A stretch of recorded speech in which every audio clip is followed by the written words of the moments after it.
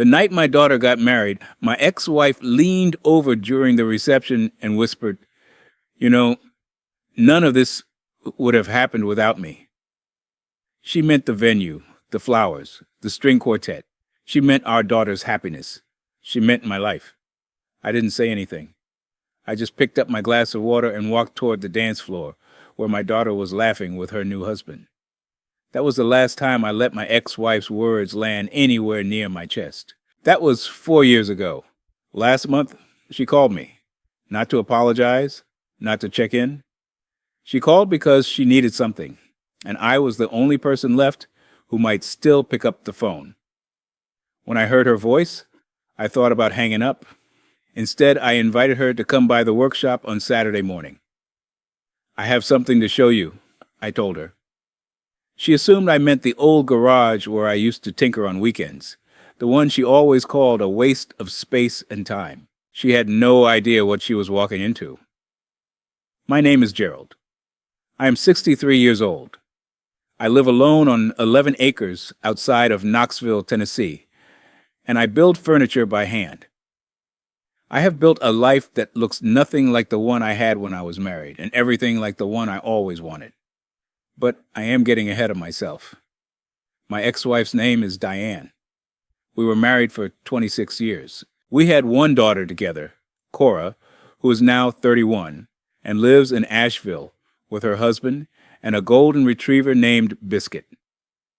For most of those 26 years, I believed our marriage was something worth protecting. I worked as a civil engineer for the county. I coached Cora's soccer team for 6 seasons. I fixed the gutters every fall and drove my mother-in-law to her doctor appointments because Diane said she was too busy. I was, by every measure I knew how to apply, a present and dependable man. Diane's measure was different. Her measure involved a man named Richard who owned a chain of sporting goods stores and drove a Land Rover and had, as she told me the night she asked for a divorce, a certain energy that she hadn't felt in years. She did not elaborate on the energy. I did not ask her to. What I remember most about that night is not the words she said. It is the way she looked at me while she said them, like she had already decided I was part of the old furniture, something to be hauled out before the renovation began.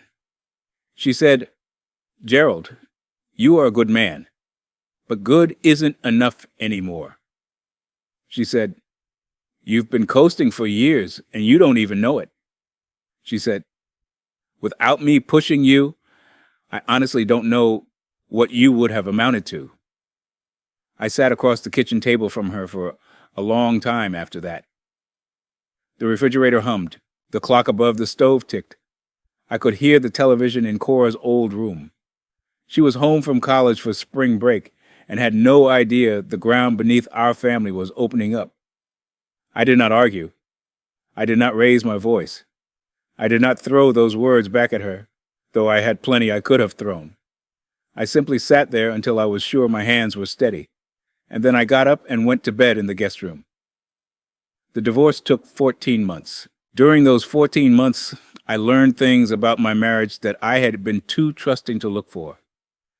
I learned that Diane had moved a significant portion of our joint savings into an account I did not have access to, beginning about 8 months before she asked me for the divorce. I learned this when my attorney pulled the financial records and laid them on the table in front of me like evidence at a crime scene, which in a legal sense it was. My attorney said we could pursue it. He said the documentation was clear and that a judge would not look kindly on the timing or the amounts. I thought about it for 3 days. Then I told my attorney I wanted a clean settlement. I wanted the house to be sold and the proceeds split fairly based on what remained after her transfers were accounted for. I wanted my pension protected, and I wanted Diane to understand, in writing, what had been documented. I did not want a public fight. I did not want Cora to sit in a courtroom and listen to her parents describe the worst versions of each other. I did not want to spend the next 2 years of my life in depositions. My attorney said I was leaving money on the table. I said that was fine. I had a different table in mind. What I mean is that I had been thinking for a long time before the divorce about a different kind of life. Not an escape, not a fantasy, but something more honest. When I was in my 20s, before the mortgage and the career track and the slow accumulation of other people's expectations, I had spent 2 summers apprenticing with a furniture maker in Vermont. A man named Walt, who wore the same canvas apron every day and talked while he worked, not to fill the silence, but because he said the words helped him think. I learned more from Walt in those 2 summers than I did in 4 years of engineering school, not technically, but about the relationship between a person and their work, about what it means to make something with your hands that will outlast you. I had put that away for 26 years, not forgotten. Put away, the way you put away a good coat in the spring, believing the cold will come back around. After the divorce was final, I rented a small house on the east side of Knoxville. I kept my job at the county for 18 more months, long enough to make sure my pension vesting was complete, long enough to save enough to do what I was planning. Every evening and every weekend, I was in my rented garage, which my landlord graciously allowed me to use, rebuilding the skills I had set aside. I watched videos. I ordered books. I drove to see a woodworker in North Carolina on a Saturday in November and spent the whole day asking questions and taking notes like a student half my age. When I retired from the county at 61, I had already found the land outside Knoxville.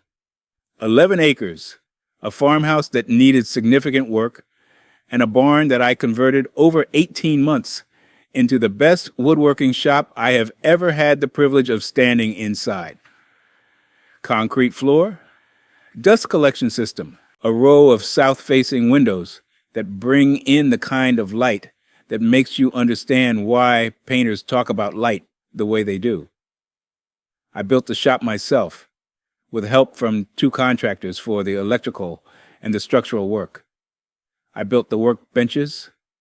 I built the shelving. I built the racks for my lumber, quarter-sawn white oak and black walnut and cherry, boards I had been selecting and storing for 2 years before the shop was even finished, because I knew what I wanted to make, and I knew good wood needed time to acclimate.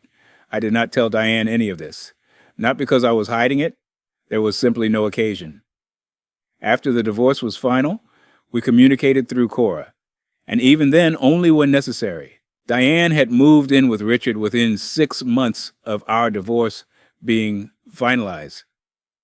I heard, through Cora's careful and diplomatic updates, that the relationship with Richard had ended after about a year. I heard that Diane had moved into an apartment in the Bearden neighborhood of Knoxville. I heard, more recently and with less diplomacy, that things had not gone the way Diane had expected. I did not feel satisfaction when I heard this. I want to be honest about that because it would be easy to say I did. Mostly I felt the particular sadness that comes from watching someone you spend half your life with discover that the grass they crossed a river to reach was not as green as it looked from the other side. I had moved on, not away from the pain of those years, but through it, the way you move through a difficult stretch of trail, by putting one foot in front of the other and not stopping to argue with the terrain. The call came on a Thursday. Diane's voice sounded smaller than I remembered it. She said she had been going through some things. She said she had been thinking about Cora's upcoming birthday and how she wanted things to be different. She said, and this took a long time for her to get to, that she had not been fair to me during the divorce. She said she had made some choices she was not proud of. I let her talk. I did not interrupt. I did not offer her the absolution she seemed to be reaching for. When she was finished, I told her I had heard her, and I meant it. I also told her that I had built something I thought she might want to see, and that she was welcome to come by the workshop on Saturday morning if she wanted. I said it without strategy. I said it because it seemed like the honest thing to do, to simply show her where I had ended up rather than explain it. She said she would come. I want to describe what the workshop looks like on a Saturday morning in spring because I think it matters. The barn sits about 200 feet from the farmhouse, connected by a gravel path I lined with river stones 2 summers ago. The big doors face east, and when I open them in the morning, the light comes in at an angle that catches the dust in the air and makes it look like something out of a painting. Along the left wall, I keep my hand tools, each one on its own hook or in its own slot, organized the way Walt taught me. Along the right wall is my lumber storage, stickered and stacked and labeled with species and board feet and the date I acquired it. In the center of the room are my 2 main workbenches, both of which I built from hard maple, both of which are solid enough that you could park a car on them. On the bench near the window, the morning Diane arrived, I had a rocking chair in progress. White oak, hand-cut mortise and tenon joinery, spindles I had turned on my lathe over the course of the previous week. It was the 7th rocking chair I had made in the past year. The first 6 had sold, 2 through a gallery in Knoxville, 1 to a couple in Chattanooga who found me through a woodworking forum online, and 3 through commissions that had come from word of mouth. I had a waiting list. I had a website that my daughter's husband had helped me build. I had been featured in a regional magazine the previous fall, a 2-page spread with photographs that Cora had framed and sent to me for Christmas. I had not been coasting. Diane arrived at 9:15 in a silver sedan I didn't recognize. She was dressed carefully, the way she always dressed when she was uncertain about something and wanted the clothes to do some of the work. She stood at the open barn doors for a moment before she walked in, and I watched her take it in the way you watch someone try to reconcile what they expected to see with what they are actually seeing. She said, "Gerald." Not a question. Not a greeting exactly. More like a person saying a word to confirm they are still in the right story. I said, "Morning. Coffee's on the house if you want it." I had a small propane camp stove in the corner where I kept a percolator going on work mornings. It was not an elegant setup, but the coffee was good because I bought good coffee, one of the small luxuries I had decided I was allowed. She walked slowly along the left wall, looking at the tools. She stopped at the workbench and looked at the rocking chair for a long time without touching it. She looked at the stack of commissions I had pinned to the corkboard above the bench. Orders and notes and a few photographs customers had sent me of finished pieces in their homes. She said, "How long has this been here?" I told her about 2.5 years for the shop, closer to 4 years for the work itself. She was quiet for a moment. Then she said, "I didn't know." I said, "You didn't ask." I want to be clear that I did not say that to wound her. I said it because it was the plainest true thing I could think of. For the last 4 years, Diane had known precisely what she had assumed about me, and she had not looked any further. That is not an accusation. It is simply what happened. She sat down on the stool I kept near the bench, the one I used when I was doing detail work and wanted to get my eyes level with the piece. She wrapped her hands around the coffee mug I handed her, and she looked at the rocking chair. She said, "Is this for someone?" I told her it was a commission for a man in Nashville, a retired physician who had seen the piece in the gallery and wanted one for his front porch. I told her the price he had paid for it, not to impress her, but because I thought it was relevant information, given what she had told me the night she asked for a divorce, the part about coasting, the part about amounting to something. She closed her eyes for a moment when I said the number. She said, "Gerald, I was wrong about you." I had imagined, in the years since the divorce, what it might feel like to hear those words from her. I had imagined it might feel like the closing of something, a door, a chapter, a wound. What it actually felt like was quieter than that. It felt like a fact being corrected in a ledger that had been wrong for a long time. Important, yes, but the ledger of my actual life, the work, the wood, the The shop, the 11 acres, the rocking chairs on porches in Nashville and Chattanooga, and a farmhouse kitchen in eastern Tennessee. That ledger had been accurate for years. Her correction did not change my balance. It only corrected hers. I told her I appreciated her saying so. I meant it. She asked if she could look around a little more, and I told her to take her time. I went back to work on the rocking chair, fitting a spindle, testing the fit, making a small adjustment with a shoulder plane.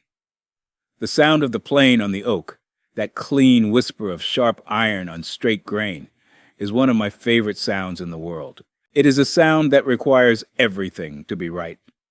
The tools sharp, the angle correct, the wood cooperative. When it works, it is not loud. It does not announce itself. It is simply the sound of a thing being made well. Diane left about an hour later. At the door she turned and looked back at the shop one more time, and then she looked at me. She said, "I'm glad you're happy, Gerald. I mean that." I told her I believed her. She nodded and walked back down the gravel path to her car. I stood in the doorway and watched her go. And then I turned back to the rocking chair, and the morning light, and the work that was waiting for me. There is a thing I have learned, in the years since the end of my marriage, about the difference between proving something and building something. When Diane told me I had been coasting, that I would amount to nothing without her, I felt the pull to argue, to prove, to make her wrong loudly and publicly and immediately. That pull is real, and I will not pretend otherwise. But proving her wrong would have required me to organize my life around her opinion of it, and her opinion of my life was never the thing that mattered.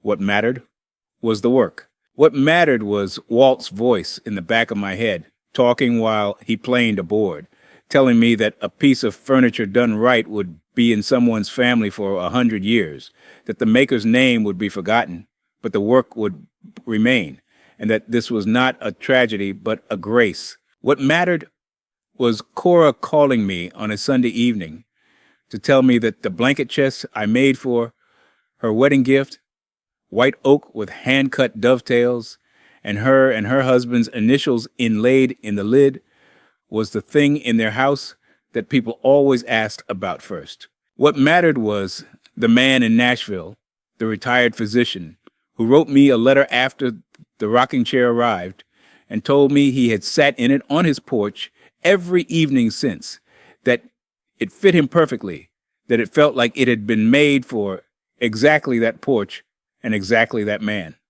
which I suppose, in a way, it had been. I did not need Diane to see any of this to know it was real, but I will say this. When she walked through those barn doors and stood in the light of that shop and understood, finally, what I had been doing with the years she had written off, there was something in that moment that felt like a sentence completing itself. Not the sentence she had written, the one I had been writing all along, in wood and in work, and in the long, quiet discipline of a life built on something true. I am 63 years old. I have calluses on my hands that weren't there 10 years ago. I wake up before the sun most mornings, and I make coffee, and I walk across the gravel path to the barn, and I open the big doors and let the light in. Some mornings I think about what Diane said at Cora's wedding, about how none of it would have happened without her. And I suppose she is right, in the strictest technical sense. Without that marriage, I would not have Cora.